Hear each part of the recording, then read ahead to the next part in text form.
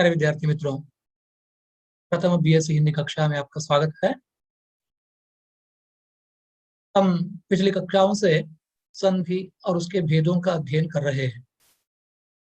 आज की कक्षा में हम विसर्ग संधि का अध्ययन करेंगे।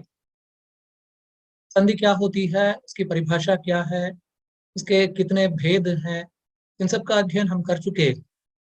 स्वर संधि क्या होती है, व्यंजन संधि क्या होती है, तो इनका अध्ययन हम कर चुके हैं। आज की कक्षा में हम विसर्ग संधि का अध्ययन करेंगे। विसर्ग संधि की डेफिनेशन, विसर्ग संधि की परिभाषा क्या है। परिभाषा का अर्थ है डेफिनेशन। इसकी डेफिनेशन क्या है, परिभाषा क्या है, तो ये पहले हम देखेंगे। तो जिस तरह दो स्वरों के मिलने से स्वर संधि होती है, दो व्यंजनों के मिलने से अथवा एक व्यंजन और दूसरा स्वर मिलने से व्यंजन संधि होती है, उसी प्रकार जहां पूर्व पद में विसर्ग हो और संधि हो जाए तब विसर्ग का लोप हो जाता है।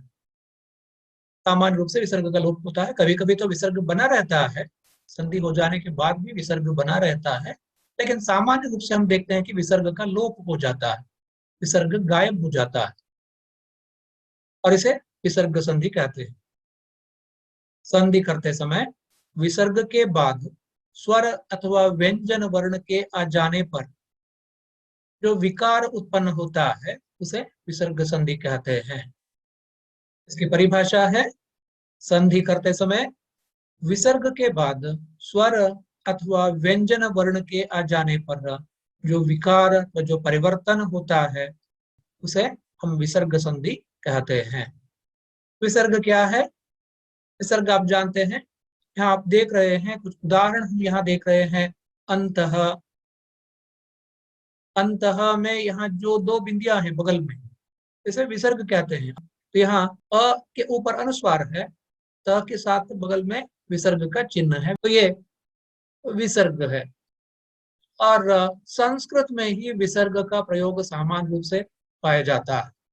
हिंदी में विसर्ग का उपयोग नहीं के बराबर होता है। जहां संस्कृत के तत्सम शब्दों का हम उपयोग करते हैं और वहीं विसर्ग का उपयोग होता है। ಹಾಗಾಗಿ ಸಂಸ್ಕೃತ ತತ್ಸಮ ಶಬ್ದಗಳನ್ನು ನಾವು ಹಿಂದಿಯಲ್ಲಿ ಬಳಸುವಾಗ ಮಾತ್ರ ಅಲ್ಲಿ ವಿಸರ್ಗ ಬರ್ತದೆ, ಇಲ್ಲದಿದ್ರೆ ಈ ವಿಸರ್ಗದ ಬಳಕೆ ಅಥವಾ ಪ್ರಯೋಗ हिंदी ಇಲ್ಲ। तो इसलिए यहाँ जो शब्द हम देखते हैं वो सभी तो संस्कृत के तत्सम शब्द हैं। और जहां संधि बनती है, किसी शब्द के अंत में विसर्ग ध्वनि है और उसके साथ कोई दूसरा शब्द जुड़ता है, संधि होती है, तब विसर्ग का लोप हो जाता है अथवा विसर्ग के स्थान पर परिवर्तन होता है, विकार उत्पन्न होता है, इसे हम विसर्ग संधि कहते हैं। परिभाषा फिर से हम देख पाएंगे। संधि करते समय विसर्ग के बाद स्वर अथवा व्यंजन वर्ण के आ जाने पर जो विकार उत्पन्न होता है अथवा जो परिवर्तन होता है उसे हम विसर्ग संधि कहते हैं। तो यहाँ प्रथम पद में अथवा पूर्व पद में विसर्ग हो और उसके बाद दूसरे शब्द के आरंभ में स्वर अथवा व्यंजन हो और तब संधि होती है और विसर्ग की जगह वहां विकार पैदा होता है अर्थात परिवर्तन होता है, इसे हम विसर्ग संधि कहते हैं। उदाहरण हम यहाँ देख सकते हैं। अंतः, विसर्ग का उच्चारण कैसे किया जाता है? अंतः, ह व्यंजन है लेकिन ये विसर्ग व्यंजन नहीं है। ह के उच्चारण से कुछ हटकर इसका उच्चारण होता है अंतः, इसका उच्चारण होता है अंतः, अंतः नहीं अंतः। अंतः कर्ण के उत्तर पद है, पूर्व पद है अंतः और उत्तर पद है कर्ण, और इन दोनों के मिलने से जहां संधि होती है विसर्ग बदल जाता है।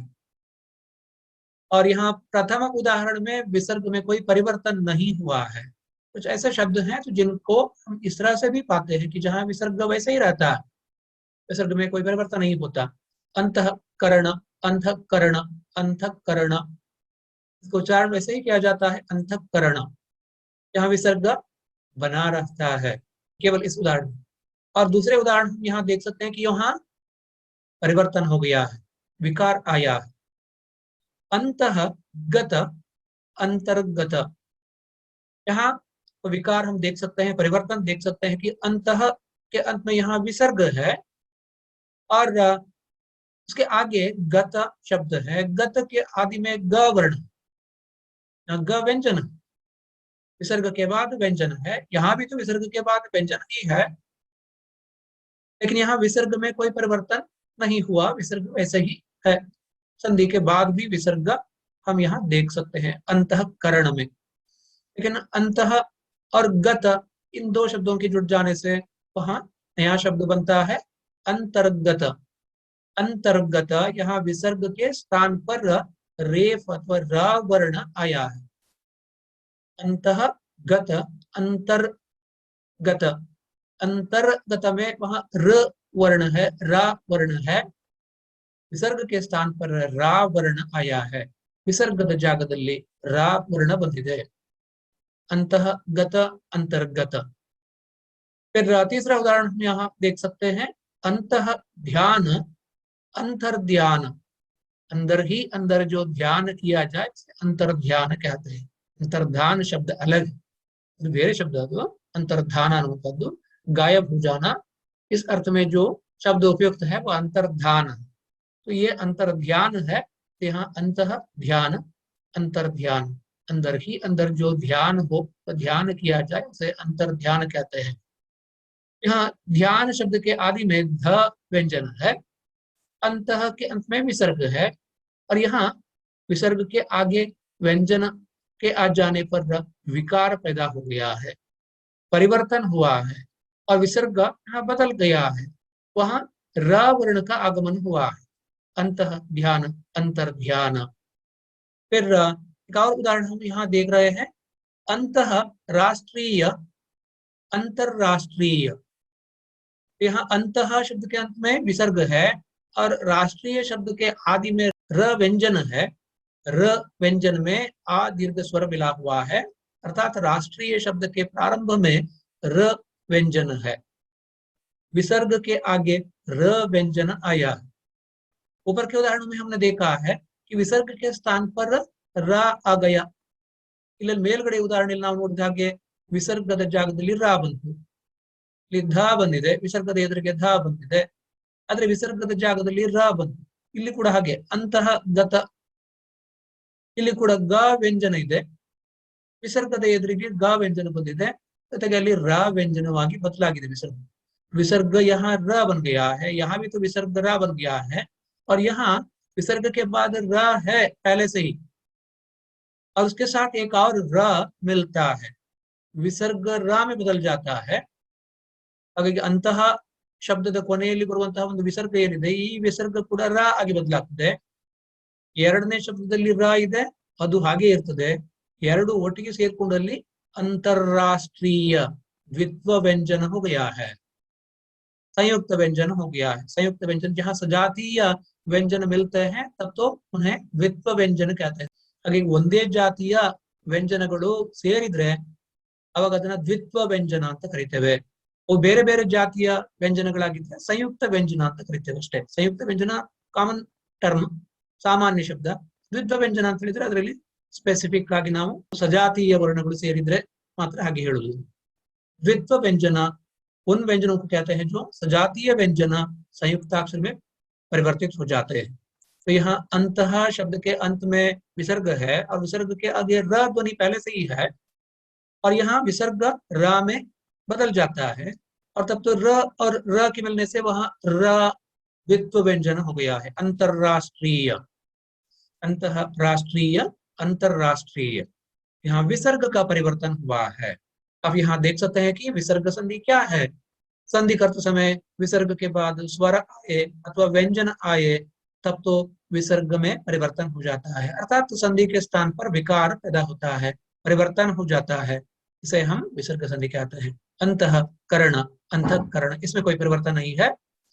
अंतःगत, अंतर्गत, इसमें विसर्ग के स्थान पर र ध्वनि आई है।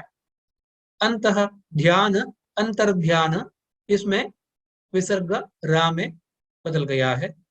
अंतः राष्ट्रीय, अंतरराष्ट्रीय, इसमें भी विसर्ग रा में परिवर्तित हो गया है।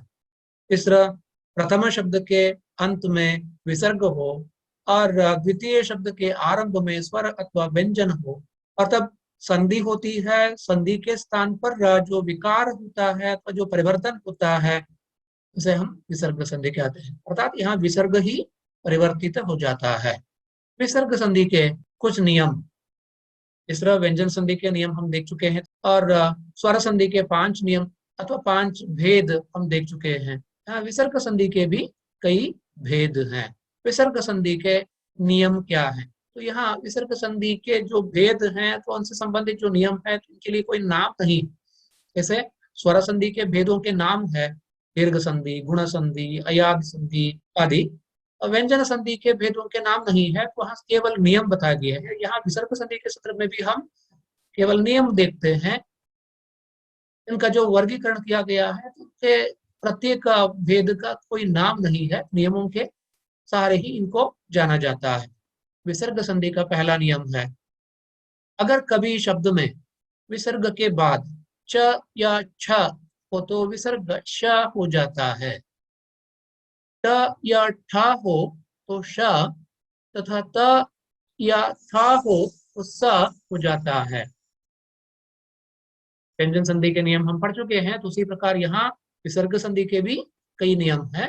उनमें से पहला नियम ये कहता है, अगर कभी शब्द में विसर्ग के बाद प्रथम पद अथवा शब्द जो होता है उसमें जो विसर्ग हो, विसर्ग के बाद च अथवा छ व्यंजन आए तो विसर्ग श में बदल जाता है।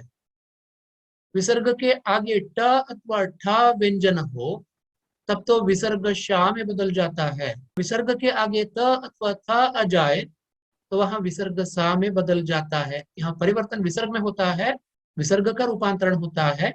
विसर्ग के बाद च अथवा छ आए तो विसर्ग शा में बदल जाता है। विसर्ग के आगे ट अथवा ठ हो तो विसर्ग शा में बदल जाता है। विसर्ग के आगे त अथवा था हो तो विसर्ग सा में बदल जाता है। ये विसर्ग संधि का पहला नियम है। कुछ उदाहरणों से हम इसे स्पष्ट कर सकते हैं। निहि चल निश्चल। निहि, यहाँ विसर्ग का उच्चारण इस तरह से किया जाता है, ये नि नहीं, निहि इसका उच्चारण होता है निहि। निहि चल निश्चल। चल शब्द वैसे ही है, उसमें कोई परिवर्तन नहीं हुआ है, लेकिन विसर्ग यहाँ शा में बदल गया है। श और चा के मिलने से यहाँ संयुक्त व्यंजन, संयुक्त अक्षर बन गया है। च निश्च निश्चल, निहि चल निश्चल। यहाँ विसर्ग शा में बदल गया है क्योंकि यहाँ विसर्ग के आगे चा वर्ण आया है। च अथवा महाप्राण छा, अल्पप्राण च अथवा महाप्राण छा आ जाए तो विसर्ग शा में बदल जाता है। निहि चल निश्चल। फिर धनु टंकार, धनुष टंकार। धनु टंकार, धनुष टंकार। यहाँ विसर्ग के आगे ट अथवा ठ महाप्राण व्यंजन, विसर्ग दीर्घ के ट अथवा ठ महाप्राण ವ್ಯಂಜನ ಬಂದ್ರೆ ಅವಾಗ ವಿಸರ್ಗ ಶ ಧ್ವನಿಯಾಗಿ ಬದಲಾಗ್ತದೆ। ವಿಸರ್ಗದ ಜಾಗದಲ್ಲಿ ಶ ಧ್ವನಿ ಬರ್ತದೆ, ಇದು ಶ। धनु में यहाँ विसर्ग है और उसके आगे विसर्ग के आगे टंकार शब्द है। टंकार के आदि में तो पहले में ट वर्ण है और यहाँ ट वर्ण तो वैसे ही है, इसमें कोई परिवर्तन नहीं हुआ है, लेकिन विसर्ग की जगह विसर्ग के स्थान पर श ध्वनि आई है, धनुष टंकार। फिर तीसरा उदाहरण हम यहाँ देख सकेंगे, निहि तार निस्तार। निहि में विसर्ग है और तार के प्रारंभ में त व्यंजन है और नियम का कहना है त अथवा था आ जाए विसर्ग के बाद तब तो विसर्ग सा में बदल जाता है। विसर्ग त अथवा था बंधे विसर्ग सा आगे बदलाग्तದೆ। यहाँ विसर्ग के बाद त व्यंजन आया है और इसलिए विसर्ग सा में बदल गया है। निहि तार निस्तार। दूसरा नियम हम देखेंगे, अगर कभी संधि के समय विसर्ग के बाद श श अथवा सा आ जाए तो विसर्ग अपने मूल रूप में बना रहता है या उसके स्थान पर बाद का वर्ण हो जाता है। नियम स्पष्ट है, कभी संधि के समय विसर्ग के बाद श श अथवा सा आ जाए तो विसर्ग अपने मूल रूप में बना रहता है. ವಿಸರ್ಗದ ಎದುರಿಗೆ ಶ ಶ ಸ ಬಂದ್ರೆ ವಿಸರ್ಗ ಹಾಗೆಯೇ ಇರ್ತದೆ. ಅಥವಾ ಆ ಎರಡನೇ ಶಬ್ದದ ಪ್ರಾರಂಭದಲ್ಲಿ ಯಾವ ಶ ಶ ಸ ಅಥವಾ ಸ ಧ್ವನಿ ಇರ್ತದೋ ಅದೇ ರೂಪಕ್ಕೆ ಬದಲಾಗ್ತದೆ. ಒಂದು ಹಾಗೆ ಇರ್ತದೆ, ಇಲ್ಲದಿದ್ರೆ ಎರಡನೆಯ ಶಬ್ದದ ಪ್ರಾರಂಭದಲ್ಲಿ ಯಾವ ಶ ಶ ಸ ಧ್ವನಿ ಇದೆಯೋ ಅದೇ ರೀತಿಯಲ್ಲಿ ಬದಲಾಗ್ತದೆ. ये दूसरा नियम है. उदाहरण भी यहाँ देख सकेंगे. निहि संदेह निस्संदेह. निस्संदेह, यहाँ निहि में जो विसर्ग है, विसर्ग के बाद स ध्वनि आई है. संदेह शब्द के आदि में स ध्वनि है, विसर्ग के बाद स ध्वनि आई है, स व्यंजन आया है और इसलिए विसर्ग यहाँ स बन गया है. ಎರಡನೇ ಶಬ್ದದ ಪ್ರಾರಂಭದಲ್ಲಿ ಯಾವ ಸ ಧ್ವನಿ ಇದೆ ಅದೇ ಧ್ವನಿಯಾಗಿ ವಿಸರ್ಗ ಅಲ್ಲಿ ಬದಲಾಗಿದೆ. निहि संदेह निस्संदेह. निस्संदेह इस तरह से लिखा जाता है. निहि संदेह निस्संदेह. यहाँ विसर्ग की जगह स ध्वनि आई है, अर्थात यहाँ संदेह शब्द के प्रारंभ में जो स ध्वनि है तो विसर्ग को इस तरह से प्रभावित करती है, विसर्ग को वो अपने ढंग से अपने रूप में परिवर्तित कर देती है, बदल देती है. ಎರಡನೇ ಶಬ್ದದ ಪ್ರಾರಂಭದಲ್ಲಿರುವಂತಹ ಸ ಧ್ವನಿ ಅದು ವಿಸರ್ಗವನ್ನ ತನ್ನ ಹಾಗೆಯೇ ಬದಲಾಗುವ ಹಾಗೆ ಪ್ರಭಾವಿಸಿದೆ, बदलागुआ हागे माडिदे. निहि संदेह निस्संदेह. फिर दूसरा उदाहरण हम यहाँ देख सकते हैं. दुह शासन दुशासन. यहाँ दुशासन का संधि विच्छेद हम जब करते हैं तो उसके दो हिस्से बन जाते हैं. दुह शासन. दुह शासन दुशासन. दुह में विसर्ग है और दूसरा शब्द है शासन. शासन शब्द के आरंभ में श व्यंजन है, विसर्ग के आगे श व्यंजन है और यहाँ विसर्ग शा में बदल गया है और सर यहाँ द्वित्व व्यंजन हो गया है. दुह शासन दुशासन. निहि संदेह निस्संदेह. तो इस तरह हम देखते हैं कि विसर्ग के बाद श श अथवा स आ जाए तो विसर्ग अपने मूल रूप में रहता है अथवा उसके स्थान पर बाद का वर्ण आ जाता है. फिर दूसरा नियम है. निहि संदेह निस्संदेह. दुह शासन दुशासन आदि. फिर विसर्ग संधि का तीसरा नियम हम देखेंगे. अगर संधि के समय विसर्ग के बाद क ख या प फ हो तो विसर्ग में कोई विकार नहीं होता. संधि के समय विसर्ग के बाद क ख अथवा प फ व्यंजन आ जाए तो विसर्ग में कोई परिवर्तन नहीं होता, विसर्ग में कोई विकार नहीं होता, विसर्ग वैसे ही रह जाता है. तो इसका एक उदाहरण हम पहले ही देख चुके हैं. अंतःकरण अंतःकरण अंतःकरण. उसी तरह कुछ अन्य उदाहरण भी हम यहाँ देख सकते हैं. यहाँ नियम ये कहता है संधि के समय विसर्ग के बाद क ख प फ व्यंजन आ जाए तो विसर्ग में कोई परिवर्तन नहीं होता, विसर्ग में कोई विकार नहीं होता, विसर्ग वैसे ही रह जाता है. रजः कण रजक कण. संधि के बाद भी यहाँ विसर्ग है, ಅದಕ್ಕೆ ಸಂಧಿ ಆದ ಮೇಲೆ ಕೂಡ ಅಲ್ಲಿ ವಿಸರ್ಗ ಹಾಗೆಯೇ ಉಳ್ಕೊಳ್ತದೆ. ರಜಃ ಕಣ ರಜಕ್ ಕಣ. ಅಂತಃಕರಣ ಅಂತಃಕರಣ ಅಂತಃಕರಣ ಅಂತಃಕರಣ. यहाँ भी तो विसर्ग वैसे ही रह गया है. एक और उदाहरण हम यहाँ देख रहे हैं. पयः पान पय पान. पयः शब्द के रूप में हम देखते हैं कि यहाँ विसर्ग है. पयः ಅಂತ ಹೇಳಿದ್ರೆ हालु ಅಂತ अर्थ. पय का अर्थ है दूध. हिंदी में विसर्ग रहित पय शब्द का उपयोग होता है क्योंकि हिंदी में विसर्ग का उपयोग नहीं होता. संस्कृत में जो पयः विसर्ग सहित शब्द है और हिंदी में आकर वह बदल जाता है पय. पयः पान. दूसरा शब्द है विसर्ग के आगे जो शब्द है पान. पान में प वर्ण है, विसर्ग के आगे प वर्ण आ जाए अथवा महाप्राण फ वर्ण आ जाए तो वहां विसर्ग बदलता नहीं, विसर्ग वैसे ही रहता है, अर्थात उसमें कोई विकार नहीं होता, उसमें कोई परिवर्तन नहीं होता. पयः पान पय पान. रजक कण अंतःकरण पय पान आदि शब्द ऐसे हैं जिनमें विसर्ग में कोई परिवर्तन नहीं हुआ है, विसर्ग का लोप नहीं हुआ है, विसर्ग गायब नहीं हुआ है. संधि के बाद भी यहाँ विसर्ग वैसे ही रह जाता है. विसर्ग के बाद क ख प फ व्यंजन आ जाए. हाँ, दूसरे वर्णों की बात नहीं हुई है, दूसरे व्यंजनों की बात नहीं हुई है. विसर्ग के बाद क ख अथवा प फ व्यंजन आ जाए तो विसर्ग में कोई परिवर्तन नहीं होता, विसर्ग में कोई विकार नहीं होता। उदाहरण हम यहाँ देख रहे हैं, रजः कण रजः कण, अंतःकरण अंतःकरण, पयः पान पयः पान। ये तीसरा नियम है। फिर विसर्ग संधि का चौथा नियम हम देखेंगे तो नियम ये कहता है, अगर संधि के समय विसर्ग से पहले आ हो और बाद में घोष व्यंजन या ह व्यंजन हो तो विसर्ग ओ में बदल जाता है। आपको इस पर ध्यान देना है क्योंकि सभी नियमों में अलग अलग विशेषताएं होती है। ಪ್ರತಿಯೊಂದು ನಿಯಮವೂ ಕೂಡ ವಿಶಿಷ್ಟವಾಗಿದೆ, ಅಲ್ಲಿ ಯಾವ ಧ್ವನಿಯ ಎದುರಿಗೆ ಯಾವ ಧ್ವನಿ ಬರ್ತದೆ, ಅದು ಹೇಗೆ ಬದಲಾಗ್ತದೆ ಅನ್ನೋದನ್ನ ಈ ನಿಯಮಗಳು ನಿರೂಪಿಸ್ತವೆ।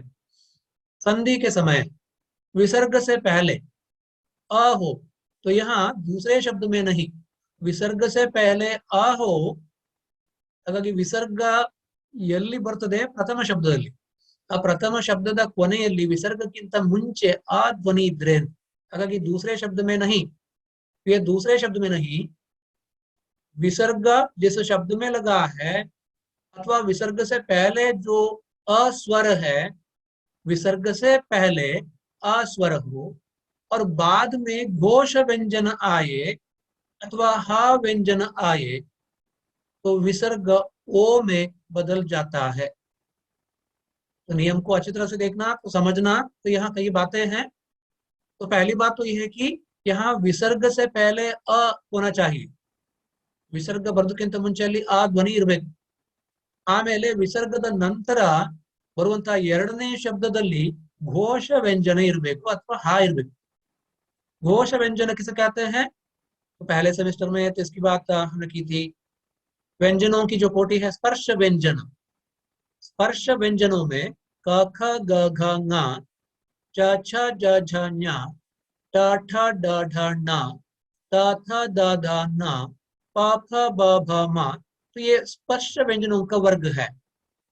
स्पर्श व्यंजनों के इस वर्ग में 4 उपवर्ग हैं, क वर्ग, च वर्ग, ट वर्ग, त वर्ग और प वर्ग। और इनमें क ख अघोष व्यंजन कहलाते हैं, ग घ घोष व्यंजन कहलाते हैं। घोष व्यंजनಗಳು ಅಂತ ನಾವು ಯಾವುದನ್ನು ಕರೀತೇವೆ? क ख अघोष व्यंजन, ग घ घोष व्यंजन है, बस अघोष व्यंजन है। घोष क्या है? घोष उसे कहते हैं जहां इन वर्णों का उच्चारण करते समय हमारे स्वर यंत्र में, गले में जो स्वर यंत्र है, यहाँ गले में जो स्वर यंत्र है, अंग्रेजी में उसे लैरिंग्स कहते हैं, जबकि इन वर्णों का हम उच्चारण करते हैं, क अथवा ख का उच्चारण करते हैं, वहां कंपन की तीव्रता कम रहती है। ग अथवा घ का उच्चारण करते हैं तब तो कंपन की तीव्रता ज्यादा होती है, अधिक होती है। ಹಾಗಾಗಿ ಅಲ್ಲಿ ಫ್ರೀಕ್ವೆನ್ಸಿ ಅಂತ ನಾವು ಇಂಗ್ಲಿಷ್ ನಲ್ಲಿ विज्ञानದಲ್ಲಿ ಕರೆಯುವಂತ ಶಬ್ದ ಏನಿದೆ कंपनದ तीव्रता, तो फ्रीक्वेंसी की मात्रा में यहाँ डिफरेंस होता है, अंतर होता है। जहां फ्रीक्वेंसी की मात्रा कम है उसे अघोष कहते हैं, जहां फ्रीक्वेंसी की मात्रा ज्यादा होती है तो वहां उसे घोष व्यंजन कहते हैं। पाणिनि ने तो व्याकरण रचा था, तो व्याकरण में उन्होंने इन सब का गंभीर अध्ययन किया था। ಯಾವುದು ಕಡಿಮೆ ಫ್ರೀಕ್ವೆನ್ಸಿಯ ಧ್ವನಿಗಳು ಅಂತ ಹೇಳಿದ್ರೆ ಕ ಖ ಕಡಿಮೆ ಫ್ರೀಕ್ವೆನ್ಸಿಯ ಧ್ವನಿಗಳು, ಗ ಘ ಹೆಚ್ಚು ಫ್ರೀಕ್ವೆನ್ಸಿಯ ಧ್ವನಿಗಳು। उच्चारण नमको ಗೊತ್ತಾಗ್ತದೆ ಅದು। क ख के उच्चारण में तो वो बल नहीं है, लेकिन ग घ के उच्चारण में कंपन की तीव्रता बढ़ती है, इसलिए उनको घोष व्यंजन कहते हैं। यहाँ घोष व्यंजन कौन कौन से हैं? ಯಾವುದೆಲ್ಲ ಘೋಷ ವ್ಯಂಜನಗಳಾಗ್ತಾ ಹೋಗ?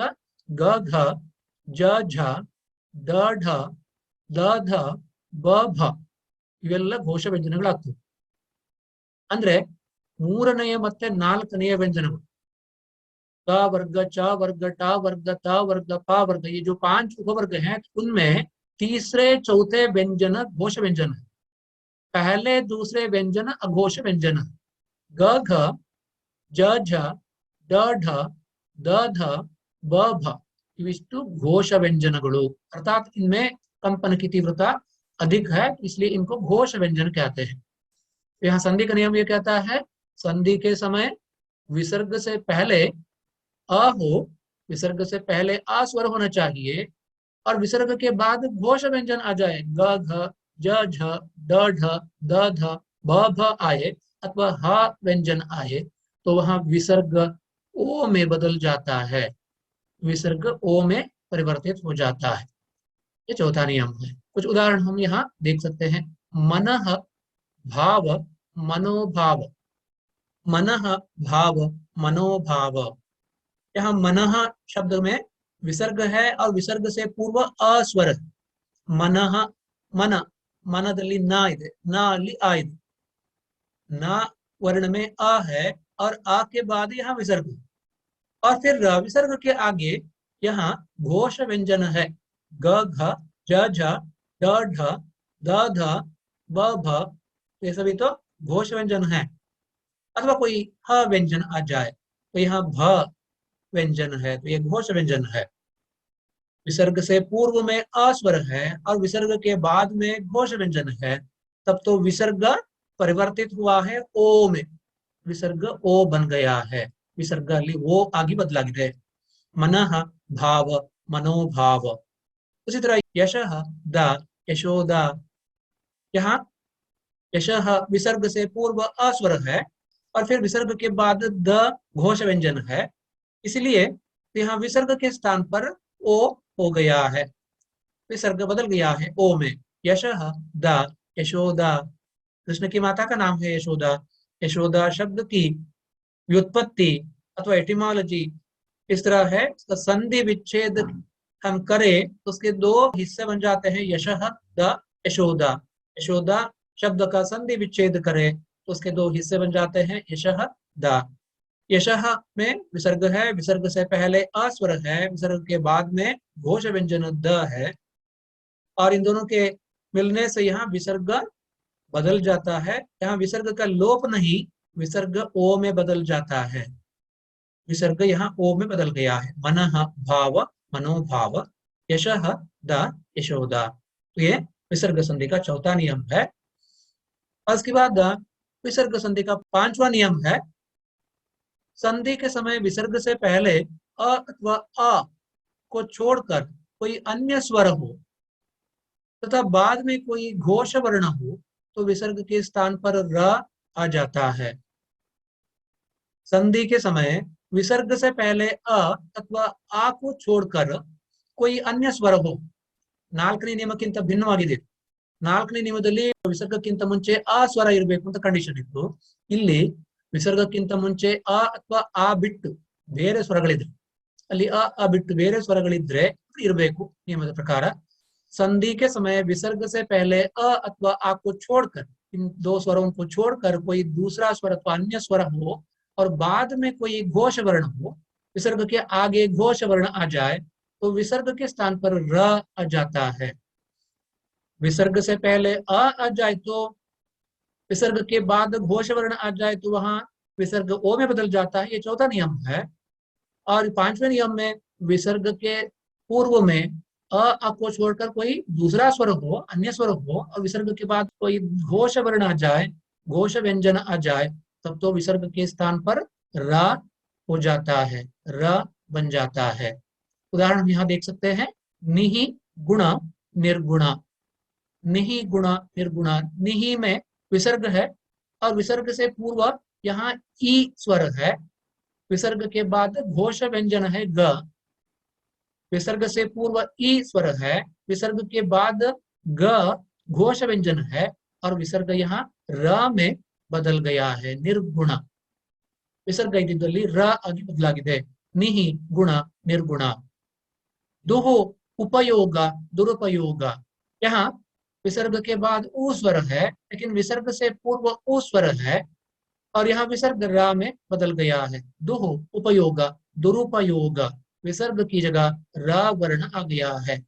तो ये पांचवा नियम है। तो फिर से एक बार देखेंगे, संधि के समय विसर्ग से पहले अ अथवा आ को छोड़कर कोई अन्य स्वर आ जाए और विसर्ग के बाद कोई घोष वर्ण हो, या घोष वर्ण केवल घोष व्यंजन ही नहीं, घोष वर्ण, यहाँ स्वर भी तो घोष वर्ण होते हैं, तो घोष वर्ण हो तो विसर्ग के स्थान पर र आ जाता है। उदाहरण यहाँ देख रहे हैं, निहि गुण निर्गुण, दुह उपयोग दुरुपयोग। छठा नियम है, अगर संधि के समय विसर्ग के बाद त श व सा हो तो विसर्ग के बदले श व सा हो जाता है। ಆರನೇ ನಿಯಮದ ಪ್ರಕಾರ ಇಲ್ಲಿ ವಿಸರ್ಗದ ನಂತರ ಅಂದ್ರೆ ಎರಡನೇ ಶಬ್ದದ ಪ್ರಾರಂಭದಲ್ಲಿ ತ ಶ ಅಥವಾ ಸ ಬಂದ್ರೆ ಇಲ್ಲಿ विसर्ग ಕೂಡ ಶ ಅಥವಾ सा ಆಗಿ ಬದಲಾಗ್ತದೆ। उदाहरण हम यहाँ देख रहे हैं, निहि संतान निसंतान। निहि के बाद यहाँ संतान शब्द में स वर्ण है। नियम यह कहता है कि विसर्ग के बाद त अथवा श अथवा स आ जाए तो वहां विसर्ग श अथवा सा में परिवर्तित हो जाता है। निहि संतान निसंतान।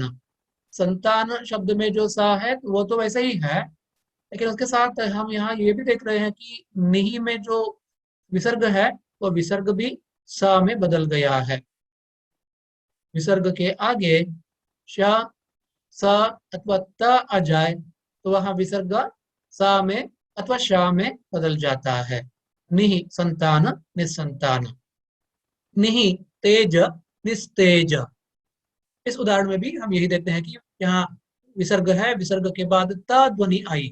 तेज शब्द के आरंभ में त व्यंजन है, त ध्वनि है, और यहाँ त ध्वनि तो वैसे ही रह जाती है, लेकिन विसर्ग के स्थान पर सा आ गया है। निहि तेज निस्तेज। निहि तेज निस्तेज। इसी तरह दुह शासन दुशासन।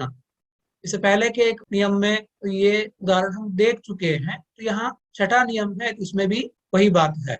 दुह शासन दुशासन, विसर्ग के आगे त श अथवा सा आ जाए वहां विसर्ग श अथवा सा में बदल जाता है। दुह शासन दुशासन, तो यहाँ विसर्ग शा में बदल गया है। विसर्ग के आगे शा ध्वनि आई है और विसर्ग शा में परिवर्तित हो गया है। दुह शासन दुशासन। सातवां नियम है विसर्ग संधि का, अगर संधि करते समय विसर्ग से पहले अ अथवा आ हो तथा उसके बाद कोई विभिन्न स्वर हो तो विसर्ग का लोप हो जाता है एवं पास पास आए हुए स्वरों की संधि नहीं होती। तो सातवां नियम ये कहता है कि संधि करते समय विसर्ग से पहले अ अथवा आ स्वर हो तथा उसके बाद कोई विभिन्न स्वर आ जाए तो विसर्ग का लोप हो जाता है, विसर्ग गायब हो जाता है एवं पास पास आए हुए स्वरों की संधि नहीं होती। ಹತ್ರ ಹತ್ರ ಬಂದಂತಹ ಸ್ವರಗಳು ಸಂಧಿ ಆಗುದಿಲ್ಲ, ಅಲ್ಲಿ ವಿಸರ್ಗದ ಲೋಪವಾಗ್ತದೆ, ಆದ್ರೆ ಸ್ವರಗಳು ಸೇರ್ಕೊಳ್ಳುವುದಿಲ್ಲ ಅಲ್ಲಿ। तो पास पास आए वे स्वरों की संधि नहीं होती। तो संस्कृत में तो ऐसे शब्दों को हम देख सकते हैं। तो यहाँ एक उदाहरण है, अतः एव अतएव। ಇಲ್ಲಿ ಅತ ಏವ ಆ ಮತ್ತೆ ಎ ಸೇರ್ಕೊಂಡು ಅದು ಅಯೇ ಆಗುದಿಲ್ಲ। अत एव अतएव, यहाँ संधि नहीं होती, तो स्वर नहीं मिलती, स्वरों की संधि नहीं होती, विसर्ग का लोप हो जाता है। संधि करते समय विसर्ग से पहले अ अथवा आ हो तथा उसके बाद कोई विभिन्न स्वर आ जाए तो विसर्ग का लोप हो जाता है और पास पास आए हुए स्वरों की संधि नहीं होती। यहाँ उदाहरण हम देख सकते हैं, अतः एव अतएव। अतः में विसर्ग से पूर्व अ स्वर है और एव में ए स्वर है, लेकिन यहाँ अ और ए का मिलन नहीं होता, वो दोनों अलग अलग रहते हैं, विसर्ग का ही लोप हुआ है। ಹಾಗೆ विसर्ग मात्र ಹೊರಟು ಹೋಗಿದೆ, लेकिन संधि तो यहाँ नहीं हुई है दोनों के बीच में। अतः एव अतएव। तो ये सातवां नियम है। प्यारे विद्यार्थी मित्रों, तो विसर्ग संधि के 7 नियम है और इसके साथ ही विसर्ग संधि का अध्ययन यहाँ पूरा हो जाता है। धन्यवाद।